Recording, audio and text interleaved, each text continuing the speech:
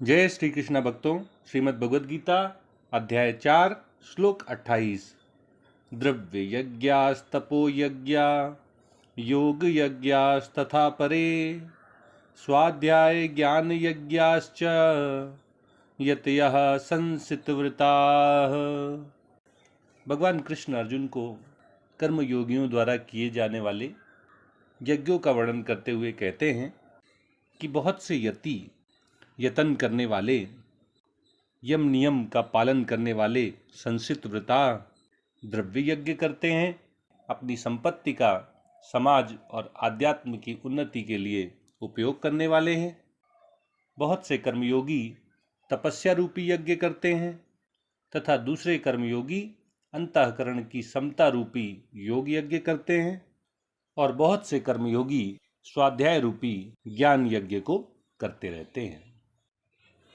भगवान कृष्ण अर्जुन को कर्मयोगियों द्वारा किए जाने वाले यज्ञ रूपी कर्तव्य कर्मों का वर्णन कर रहे हैं। जब मनुष्य कर्म के तत्व को जान लेता है, उसे कर्म के स्वरूप का बोध हो जाता है, तब उसके द्वारा अपने कर्तव्य का पालन करने के लिए किए जाने वाले सभी कर्म अकर्म हो जाते हैं।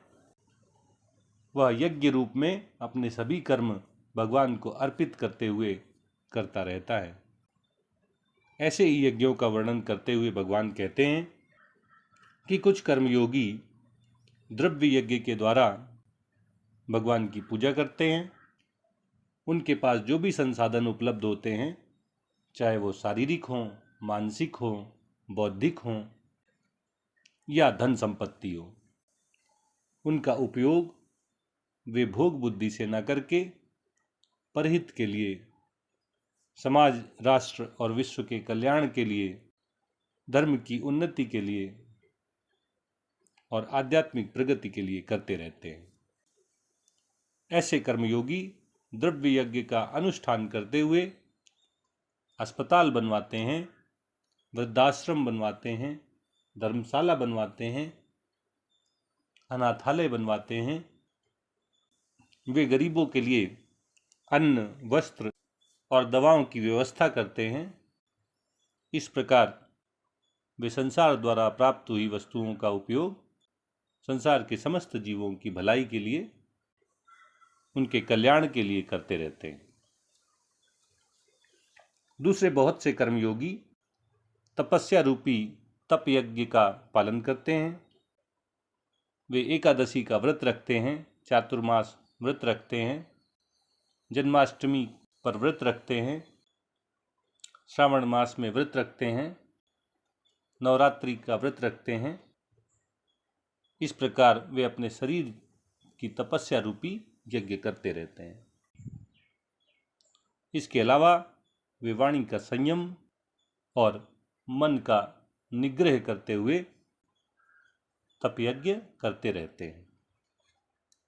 बहुत से अन्य कर्मयोगी योग यज्ञ का अनुष्ठान करते हैं। परिस्थितियां अनुकूल हों या प्रतिकूल हों, उन्हें अपने कार्यों में सफलता मिले या असफल हो जाए, उन्हें हानि हो या लाभ हो, उन्हें आदर मिले या उनका अनादर हो जाए, उनके अंतःकरण में इसका कोई प्रभाव नहीं पड़ता है। इनसे वे विचलित नहीं होते हैं। इस प्रकार वे अंतःकरण की समता रूपी योग यज्ञ करते रहते हैं। तथा बहुत से कर्मयोगी स्वाध्याय रूपी ज्ञान यज्ञ करते रहते हैं।